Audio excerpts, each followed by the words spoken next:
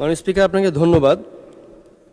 আজকের সিদ্ধান্ত প্রস্তাবে তো আসবে এটা, এখানে যেই সংশোধনী মাননীয় 10 জন সংসদ সদস্য এটাকে সংশোধনী দিয়েছেন, এটা অত্যন্ত আশাব্যঞ্জক। সে কারণে ওখানেই সে আলাপগুলো হবে ইনশাল্লাহ। আমি আপাতত এতটুকু বলবো মাননীয় স্পিকার, দেখুন এর আগেও আমারই হাত দিয়ে আল্লাহ সহজ করেছেন দেশনীতি বেগম খালেদা জিয়া, তিনি আমার নির্বাচনী প্রতিশ্রুতি অনুযায়ী 2006 সালে এই মিলটি একবার পুনরায় চালু করেছিলেন মাননীয় স্পিকার। পরবর্তীতে ফ্যাসিস্ট আমলে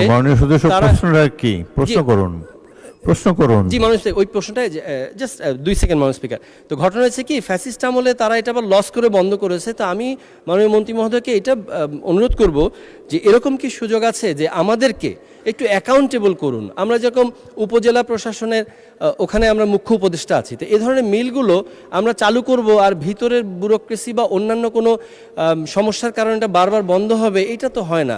যেমন ওই অ্যামেজিং স্পাইডারম্যানের পিটার পার্কার বলছে, with great power comes great responsibility.